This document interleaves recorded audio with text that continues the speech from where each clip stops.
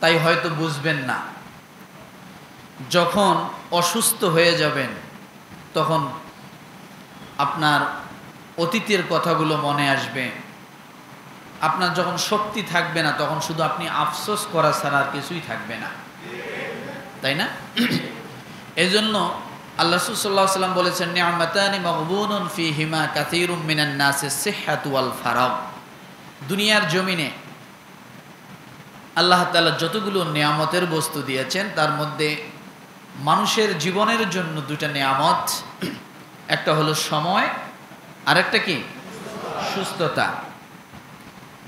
যে সময়ের গুরুত্ব বোঝাতে যায় আল্লাহ তাআলা একটা সূরা নাজিল করছেন, সূরাতুল আসর, সময়ের কসম করে বলছেন। আর সুস্থতার জন্য আল্লাহ তাআলা কোরআনুল কারীমে বলেছেন, অনুনাজ্জিলু মিনাল কোরআন মা হুয়া শিফা। মানুষকে সুস্থ রাখার জন্য আল্লাহ তাআলা কোরআন দিয়েছেন। সুবহানাল্লাহ বলেন। মানুষকে সুস্থ রাখার জন্য কি দিয়েছেন? কোরআন। মনে থাকবে? তাহলে এই কোরআন একটা মানুষের মায়ের গর্ভ থেকে নিয়ে শুরু করে মৃত্যু পর্যন্ত তার জীবনীতে যা দরকার আল্লাহ তাআলা সব কোরআনের ভিতরে দিয়েছেন। যে কথা আমি বলেছিলাম, একটা বাচ্চা কতদিন গর্ভে থাকবে এই কথাটা কোরআনে আছে না? নেই? মিনিমাম কতদিন থাকবে এটা কোরআনে আছে। কতদিন বাচ্চাটা দুধ খাবে এটা কোরআনে আছে না? নেই? আছে না? ওয়া হামলুহু ওয়া ফিসালুহু সালাসুনা শাহরা। গর্ভধারণ থেকে নিয়ে শুরু করে দুধ ছাড়ানো পর্যন্ত সময়কাল কতদিন? কথা বলে, জোরে বলেন।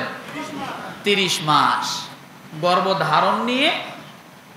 গর্ভধারণ থেকে দুধ ছাড়ানো পর্যন্ত একটা মায়ের ডিউটি শুরু হয় 30টি মাস। তো যাই হোক, তাহলে এটাও কোরআনে আছে, তাই না? তো আমার ভাই, এই সুস্থতা আর সময়ের ব্যবহার এ দুটো যদি আল্লাহ তাআলার তরফ থেকে বান্দার জন্য নিয়ামত হয়, তাহলে আমি বলবো যে এই দুইটার মানুষ দুইটা জায়গায় ঠিক থাকতে পারে। আরেকটি কাজ করলে সেটা হলো বান্দা যদি পবিত্রতা অর্জন করে। কি করে বলেন? কি করে বলেন? জোরে বলেন। পবিত্রতার দ্বারা মানুষ সুস্থ থাকে। সুবহানাল্লাহ বলেন। কিসের দ্বারা? পবিত্রতার দ্বারা মানুষ সুস্থ থাকে। বাহ্যিক সুস্থ, আত্মিক সুস্থ, দেহের সুস্থ, কলবের সুস্থ। এই দুই সুস্থতার জন্য শর্ত কি? কথা বলেন। পবিত্রতা। এটা ধরে রাখেন।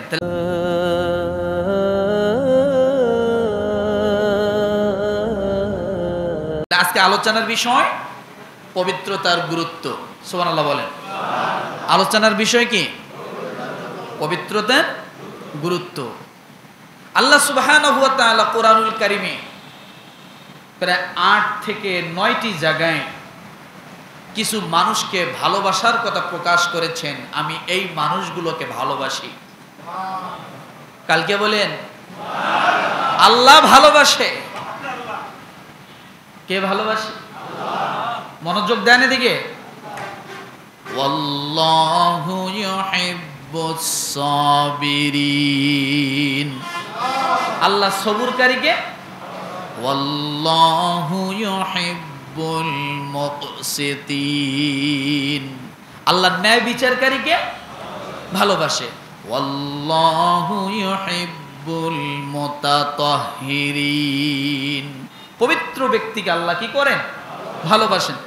তো এইরকম ভাবে আল্লাহু ইউহিব্বুল মুতাওয়াক্কিলিন, তাওয়াক্কুলকারীকে আল্লাহ কি করেন? ভালোবাসেন। তাহলে এই যে ভালোবাসার পাত্র যে মানুষগুলো, তাদের মধ্যে থেকে আল্লাহ যাদেরকে সম্বোধন করেছেন তাদের মধ্যে থেকে একটা শ্রেণীর মানুষ, সেটা কি? পবিত্র। সুবহানাল্লাহ বলেন। আল্লাহ পাক রব্বুল আলামিন এই পবিত্রকারীদের গুরুত্ব বোঝাতে যে রব্বুল আলামিন কয়েকটা আয়াত নাযিল করে দিলেন কোরআনুল কারীমে। তার মধ্যে সূরা তাওবার 108 নম্বর আয়াত।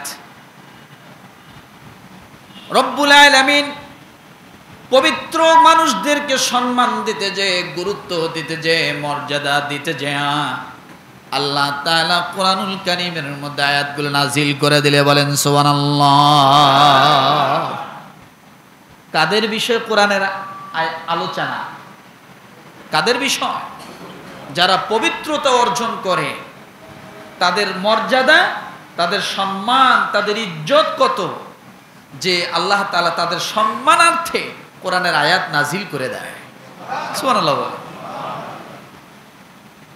কেন আমি আলোচনাটা নিয়ে আসছি? বলেছি পবিত্রতায় মানুষ সুস্থ থাকে, পবিত্রতায় মানুষ সময়ের জন্য সঠিক ব্যবহার করতে পারে।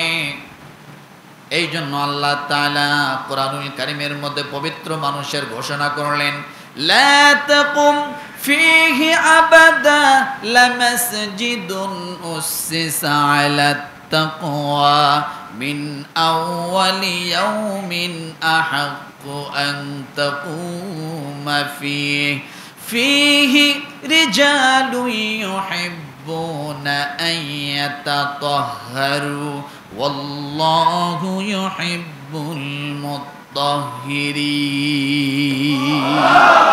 একসঙ্গে মনোযোগ।